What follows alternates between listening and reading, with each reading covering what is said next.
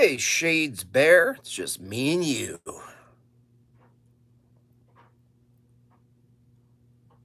Mushmouth, Emmanuel, Byzantine, Ola, Arwen, Christopher, Brick, Finger, Jonathan Birmingham, Skits Radio, Freeball and Bear Viola, Chris, Jeff, Joe, James, Last Edition, Det Rusty, Guardrail, Bear. Rusty Guardrail? Do you fix guardrails? Viola. Hey, Viola. Thanks for the correction. Chinese Spice Girls is my new favorite thing. Tell me what you want. Tell me what you want. I wanna.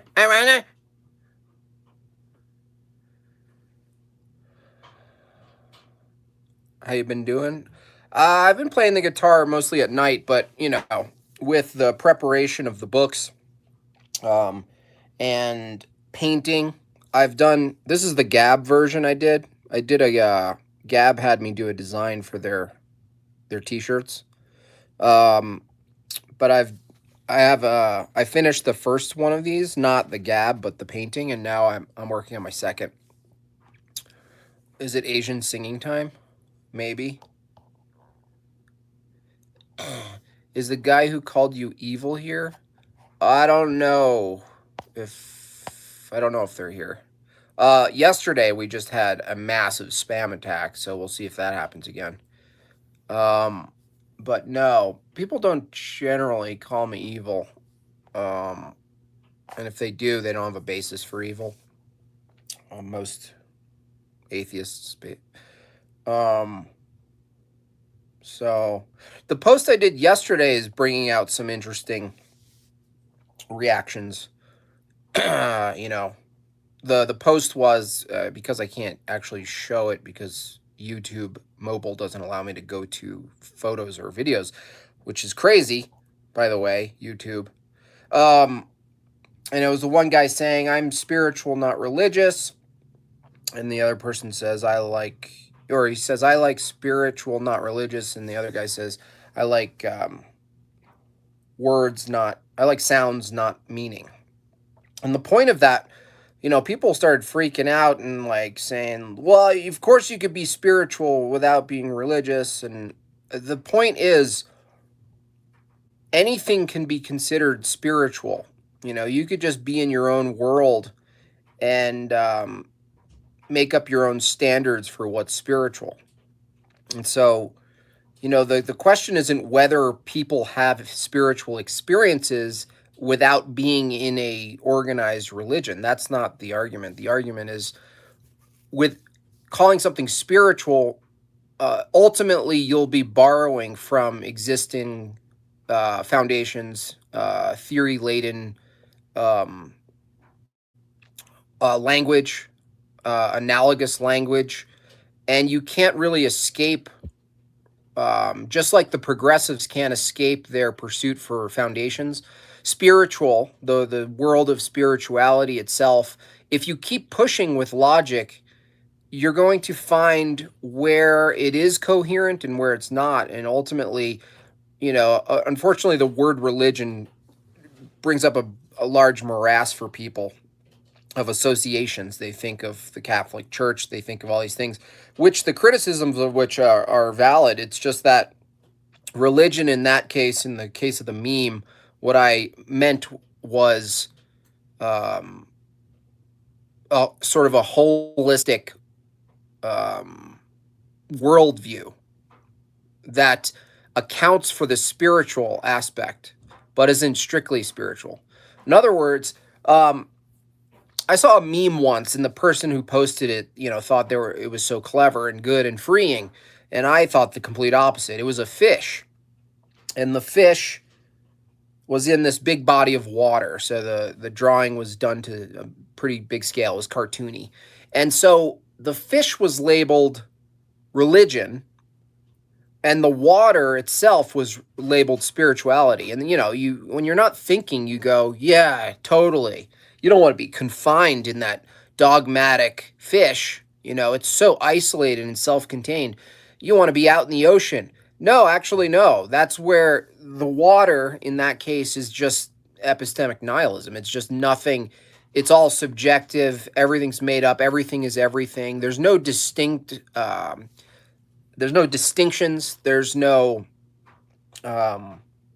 there's no clear homogeneous language or protocol. There's no guidance. There's no telos. It's just open-ended water. And some people at a certain age, especially, they go, "No, I want that. It's freeing. I'm not tied to anything." And they do that.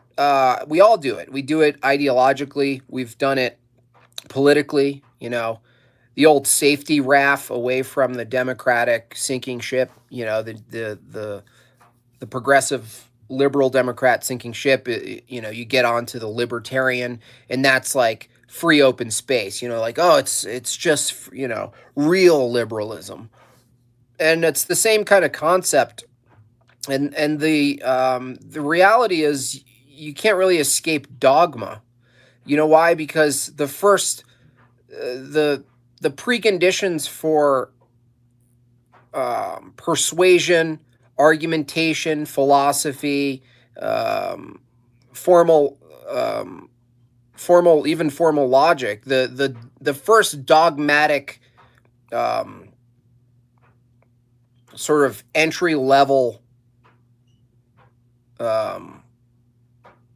environment, for lack of a better word, that we enter is the dogma of that we ought to pursue truth, that we ought to abide by laws of logic, by laws of thought, that we ought not contradict ourselves, that things ought to be coherent in the way they're described or explained. And so that's just assumed. And so no one can escape dogma. So this idea that you're getting away from organized religion because it has its quirks and its disadvantages and its fallen nature is calcified in some places. You don't just getting away from that doesn't mean you're without dogma. In other words, like I imagine like a room full of people, and the new preacher, the neo anti-dogmatic preacher is like, well, there's no dogma here. And you realize that as long as that's transferred through some sort of hierarchical system, which is inevitable, is going to emerge because of human nature,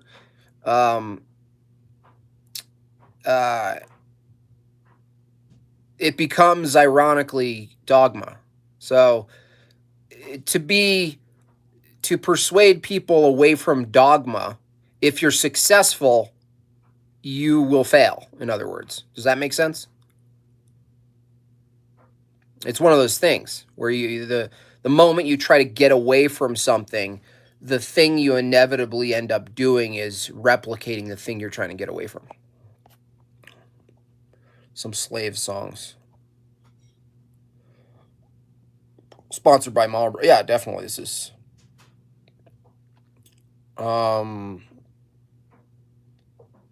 being spiritual is the virtue signaling of faith. Yeah.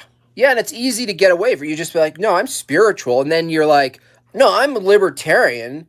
It's like, I'm not, you can't pinpoint me as crazy nut job with crystals, and you can't pinpoint me as like born again Christian. So I'm spiritual. Spiritual is the libertarian of theism, where it's just a safety zone. You don't know.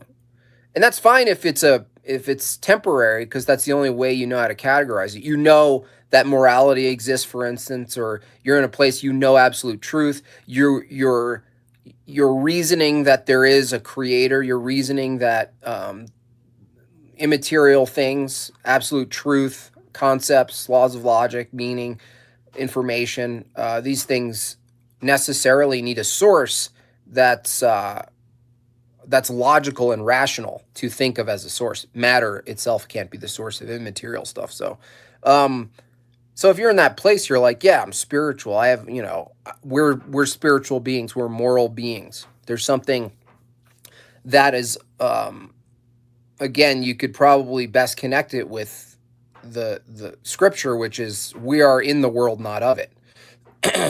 And so, but after a while, if you stay in that spiritual zone, and just keep it as like a safety title jersey, an oversized jersey, that means you're probably not using logic and coherency to rigorously pursue the assumptions made that you currently have about it all, and some people just don't go any further than that. They're just like, nah, I kind of just gonna go with feeling. I'm gonna go with my gut. I'm not gonna pursue the most coherent worldview possible, even if it stems from the assumption that spirit is true. That there is spirit. And then you're like, what's spirit? What does it mean? Because if you don't leave it, then you have to actually accept someone else next to you who says, no, it's my spirituality is like, I have spirituality. It includes child sacrifice, but it's spiritual. And so then you get into, well, that's why worldviews and philosophies, that's why the three branches of philosophies are important, because they cover knowledge, epistemology, they cover ethics, morality, and they cover metaphysics. And so when you use those three branches as sort of paths of inquiry, when you're looking at a particular worldview, if someone just sticks with spirituality, vague, and someone next to them says, yeah, no, I agree with you. It's just, I just drink the blood of children. So that's part of my spirituality. If you don't have the three things, where does knowledge come from? How do you ground your metaphysics, and how do you ground your morality? If you don't have those down and you can't argue them effectively, you can't actually say anything to the guy next to you saying, yeah, no, I sacrifice kids and I drink their blood. That's spirituality to me. What do you have? If you're just at the vagueness of I'm spiritual but not religious, there's no authority in any of those three categories that you can pull from in any coherent way or any form of argumentation. You have to just accept, yeah, I'm not into, the best you can do is, I'm not into that. Yeah, I think that's messed up. But beyond that, if you don't have a coherent, holistic worldview that attacks and ties together those three branches of philosophy, you're going to be stuck. You're going to be stuck. It's going to lead you to somewhere else,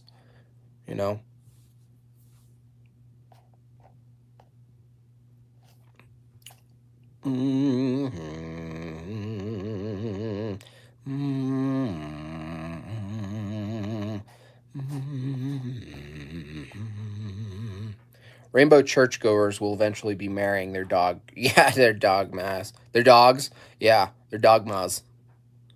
Absolutely.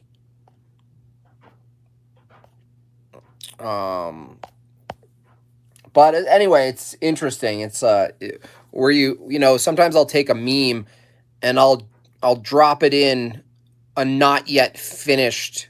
How do I explain this? So a lot of memes in the way I do it and format it, it goes right to the logical end. But a couple recent ones, even the rights one, where it was like the guy's wearing an animal rights shirt and he's saying religious people believe in imaginary things. And I put animal rights because I knew people would accept that that's insane, but I also wanted it to lead to the question of whether rights themselves are basically a modern form, a modern twist of the moral law by, likely a bunch of Freemasons. And I'm not saying we should pretend that rights aren't a feature of our current society, because I think that's useful. But the question is whether or not that's truly grounded in anything beyond law, you know. So it's like you can say God given, and that might be your safety, your safety jacket. But um, when you really get down to it, it's like all we really have is free will and the ability to act within or against God's command. And then everything else after that is a potential consequence. There might be times where there are no consequences of total freedom. Um, so that's why the higher order of things is really a matter of morality with yourself and how you behave and how you act and what your actions and thoughts are. Um, Not because of law or rights, but because of something that must exist in order to even argue that rights should be considered. And that's where the Enlightenment and beyond sort of missed the boat or took us away. Not to say that some of those guys, didn't acknowledge a creator and the necessity to ground things like dignity and all these other metaphysical items. They knew that, but it went to convention, and I think we're in the midst of a sort of a spiritual revival where everybody's noticing there's a lot more between than the binaries that we're seeing, whether it's left or right. There's a lot more to what the actual battle of man is, and it's been that way from the beginning, and it's one telos and it's one story of man. The era. That's why things seem to recycle. The behaviors of and patterns of men recycle throughout history, and it always, looking back, you can look at the particulars and be like, see, we always go to war, see, it's always over resource, see, you could always point to these things, but it's really what it is that's just the particulars. Those are like the props of the story, the circumstances, what it's about to surface. Really, underneath it all, it's about morality. It's about what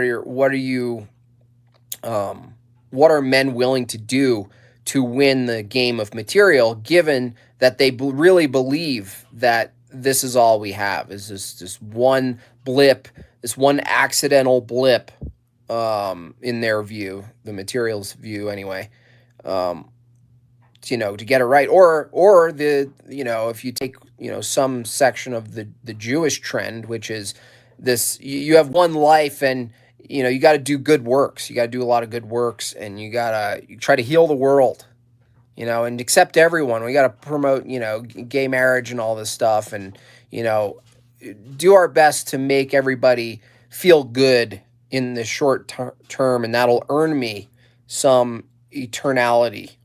And that's the same as materialism, though. That's no different. It might be different visually in what the actions are, but philosophically, it's no different than the person who says, this is my one chance to dominate the entire world, and before I die, I want to take over of using force. As much territory as possible, whether it's hard imperialism or soft debt imperialism. Well, I'm going to do this. We'll do this. Project of a new American century, boys. To me, that's on a larger, wider lens. It's no different than someone who's saying they're going to heal the world and they're going to solve hunger. Every Michael Jackson song, all that stuff. I don't see those two as very different. People are like, oh, how could you not? I mean, one is you're helping people and one's you're taking over people's shit. Because I think it's really from the same assumption.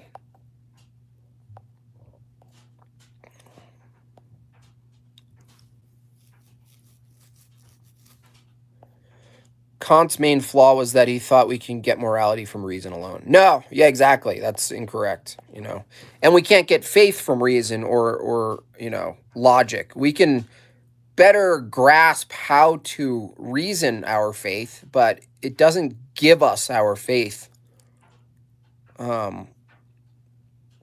Yeah. So like, yeah, a lot of those philosophers, you know, thought, yeah, well, no, and that's what leads you to natural law, because that's only one step away. If you can reason, just from reason alone, get you to morality, uh, then um, then the next step would be go to nature and be like, well, maybe nature, maybe just natural law, the natural order of things tells us what we need to know, and it doesn't.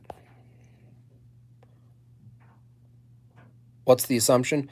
Oh, between the two previous things, the assumption is that this is all there is. So one state, if you're good, this is all there is. You got to do everything you can to make the world a better place while you're here, and that'll be your good works, and you'll get tallied up or whatever. And the other is from an atheist perspective, perhaps, or even in some religious perspective, where they want forceful terrestrial gain, and they think it's in God's name.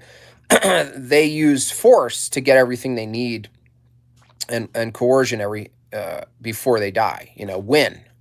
Try to win as much as possible before you die. And to me, the two assumptions are nearly equal. That just the behavior that follows the assumption are different. Which Bible do I follow? I read this. Um, this is my Bible, the Orthodox Study Bible.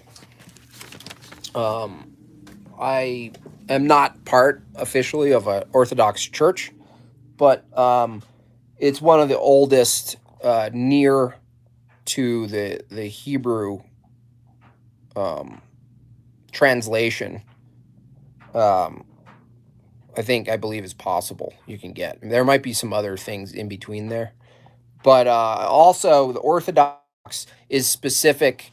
It's peculiar because it really does incorporate laws of logic, reasoning, philosophy, and it really expands on that element. And for me, growing up Christian, I went to like this, born again crazy church. I told you guys about it. It's just a wacky show. And my parents also didn't have a background in any sort of philosophy. My mom is a powerhouse with the word, and my dad's getting really good also. Um, and not to say that you need more than that, but for children especially, there's the ability to use logic and reasoning allows you to better um, explain things. Um, and that those two go hand in hand. Like having distinctions and words and things like this and categories you can discuss things in, like a scheme, a schematic. The better you'll be able to communicate to your children. Um, sort of the operations of faith and the meaning and how it all interconnects. And if you just go off like, well, I'm just going to wing it, God's real, pray, be good, you're only going to get so far. You're going to, the child eventually will think and go, well, it's not enough. There's all this stuff over there that feels better, feels good. Why am I feeling all of these fleshly desires? This can't possibly be. If I had, not that I would, change anything in my entire life, but looking back, if I had been given the logos, the term logos, even, and the terms, the metaphysical category, the transcendental category of things that are distinct from our material reality. It would have been much harder for me to, if I had those things, it would have been much harder for me in my early 20s to go so far into nihilism and materialism. It just would have been harder because I couldn't escape that those categories were properly presented to me in that way. Most people don't even realize there's categories. Most people don't even realize that they're always appealing to metaphysical assumptions that might as well be considered supernatural. They don't separate correspondence from coherency. Correspondence being, well, I know it's true. People say, I know it's true because science told me it's true. You're like, what's real? Well, whatever science tells me what's real. Well, how do you know it's real? Because science told me it's real. And people go into that correspondence trap without realizing they're using language. They're using, they're assuming meaning. They're starting from that they're indeed someone and not someone else. They're assuming induction. They're assuming the world's going to be mostly the same as it was today. It will be tomorrow to some degree. The level of faith in just existing debunks materialism.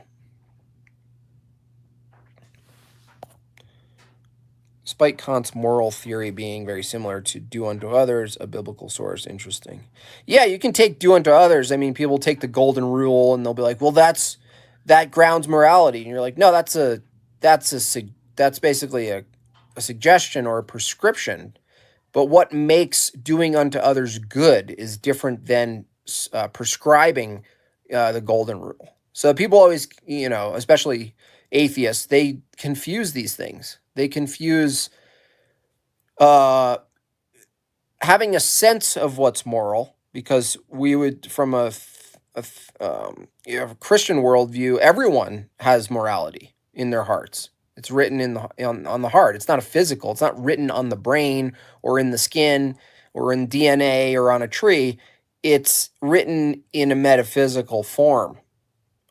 Just like, and if someone laughs at that and they're like, oh, that sounds ridiculous. Yeah, so where's truth then? Where's the concept of truth? It's the same thing. Oh, it's in the brain. No, it's not. You can't dissect my brain and find a concept called truth.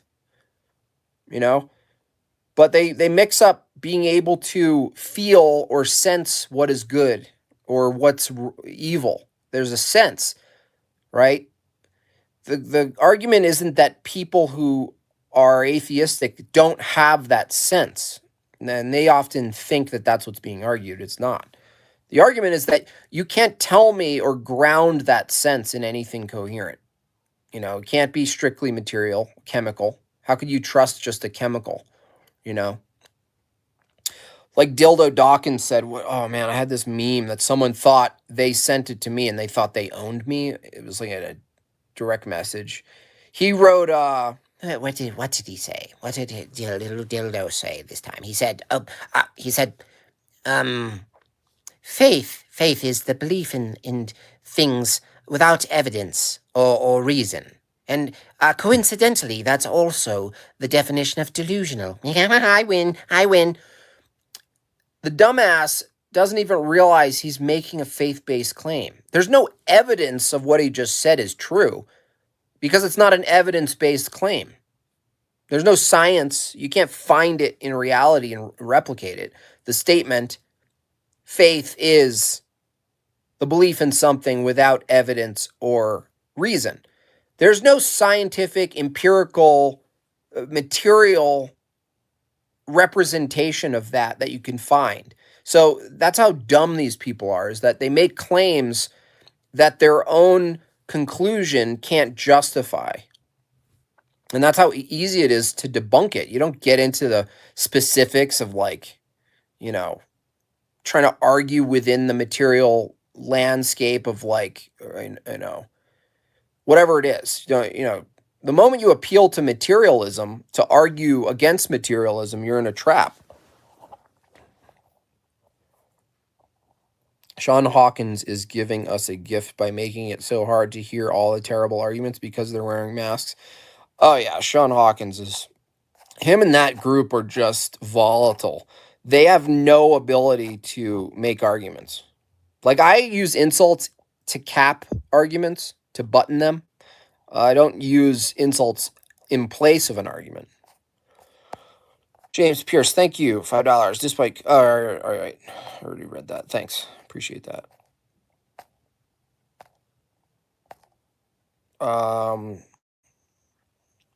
The golden rule is directly implied in Jesus' warning in Matthew. I am of the mind that this passage is all that one needs to know anymore. Sean Hawkins seems to be constantly, he's obsessed with you. Take the Polaris challenge. He wants to debate me. I'm like, on what? He's like, spinning Earth, Coriolis. Like he just named a thing that I was like, so wait, you're affirming those things and you want me to refute them? Like, his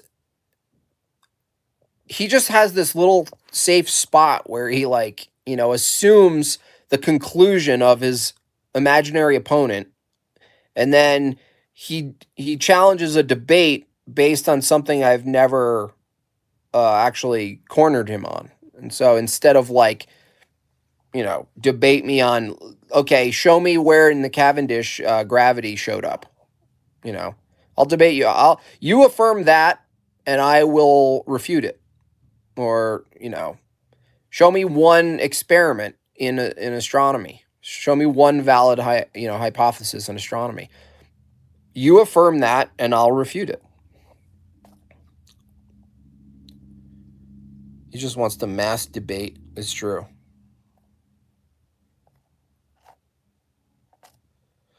He gave me 15 euros and then he thought he owned me, even though before he sent the money, I told him in the live chat it was mind controlling him. That's hilarious. You coward. Take the Polaris challenge, Arwen. You fucking coward. Show me how the list of measurements that I took are incorrect. What is the Polaris challenge? Go ask Sean Hawkins. I think the Polaris challenge is take the list of angles and measurements taken from Polaris and the I guess the 15 degrees divergence or whatever, differential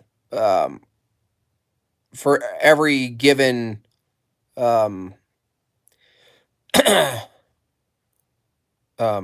measurement taken. Sorry. And then his challenge is make his measurements work on a flat Earth. I'm like, okay, well, first of all, I don't ever make that claim because you can't claim a description of a surface is also a shape. So that's a straw man. I'm not going to. What I would debate is how you verify those things. And that's something that he can't, he wouldn't be able to justify or verify. You simply go like, oh, you took measurements. How do you verify the measurements? How do you, what's required for you to take those measurements to begin with? What must be assumed before you take those measurements to trust them? And the problem with those measurements is that the only way you trust the measurements is that if you're measuring from an assumed flat surface. That's the only way you can trust the measurements. So when you go, how do you verify them? They go, what do you mean? I took the measurements. And you're like, yeah, but if your assumption in the veracity of the measurements come from the assumption that you're working from a flat, unchanging plane that you're able to measure from, then the whole thing is up in the air. That doesn't prove or disprove anything. It just means that you can't just assume measurements if you can't just go with measurements are accurate if the model that you're trying to debunk is required to take the measurements. It's pretty simple. That doesn't prove it either way. It just shows that people often think that as long as they could measure something, that it must mean that whatever they think follows that measurement is true. And that's just not the case.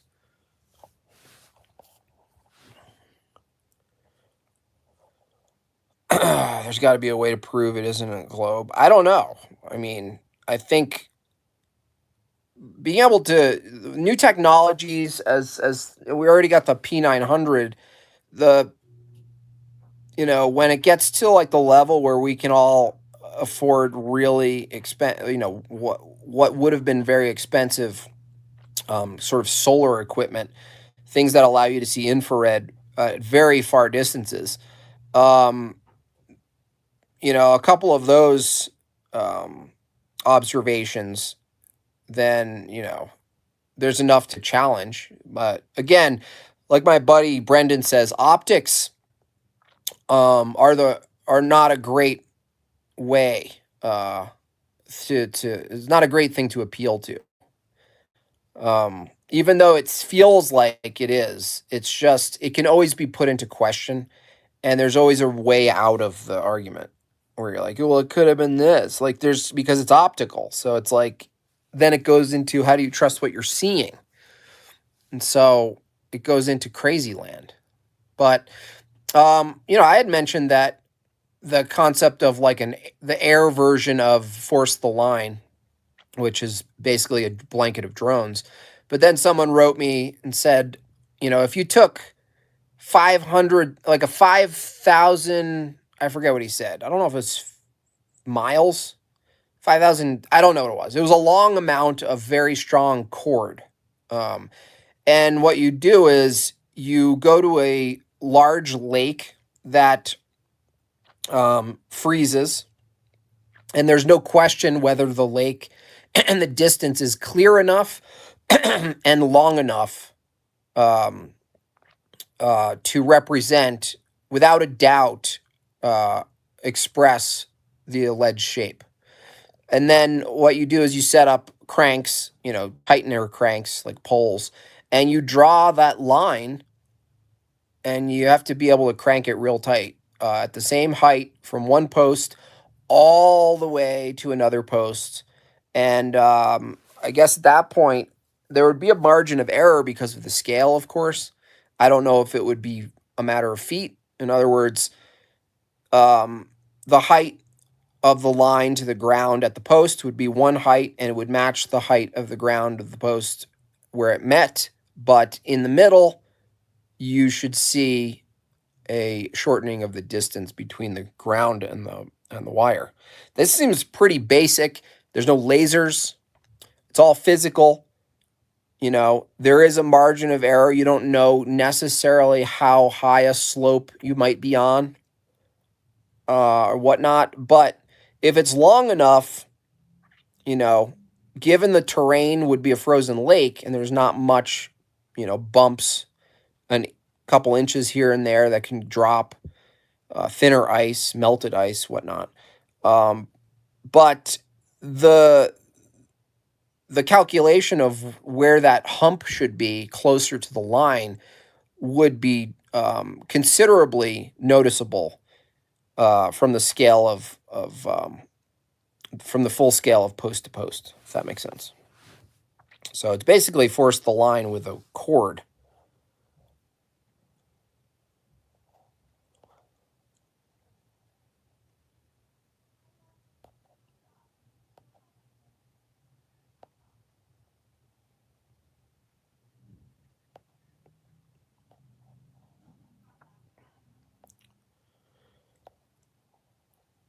But it's pretty interesting.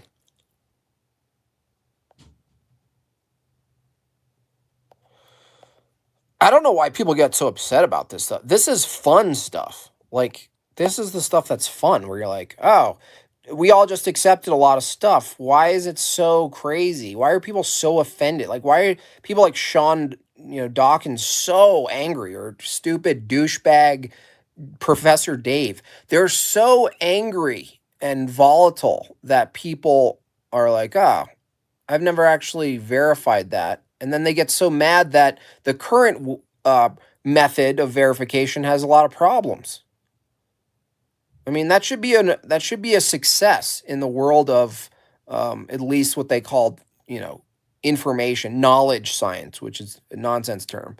But how we know things, not necessarily cause and effect, because that, Force the Line, whether it's done with a fence or a blanket of drones or a cord, is not a science question.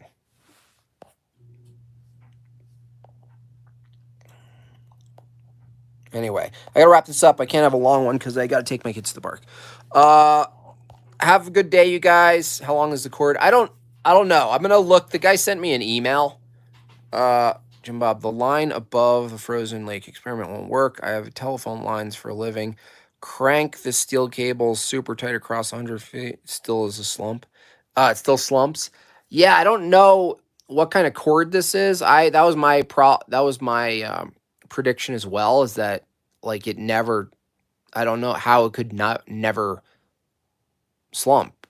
Like I just don't know how much force you would need to really pull a line that long taut.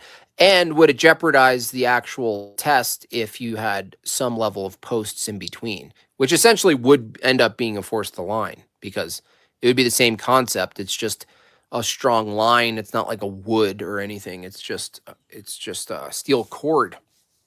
So I don't know. But the force would look the force would be, I told him, the guy, I was like, yeah, the amount of force needed to pull that line, if it was even possible, taut, would be dangerous if, again, we're working over a frozen lake and it snaps. Yeah, see, I knew there'd be a problem.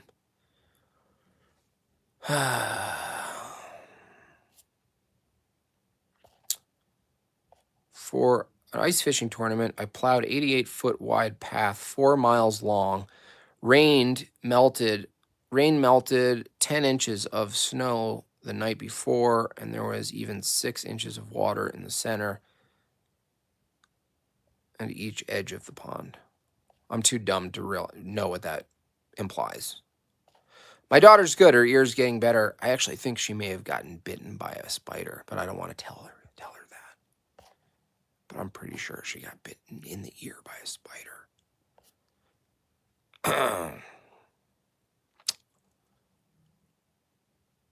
Frozen lake enough. Frozen lake is enough. Yeah, the frozen lake is it's just what's the reference point if you're going to see a bulge? You know, what's the reference point? Is it just the laser? I mean, that should be enough, but I mean, I don't know how you can scream refraction at nighttime with a laser. I mean, what do they say about that? I don't know what they say.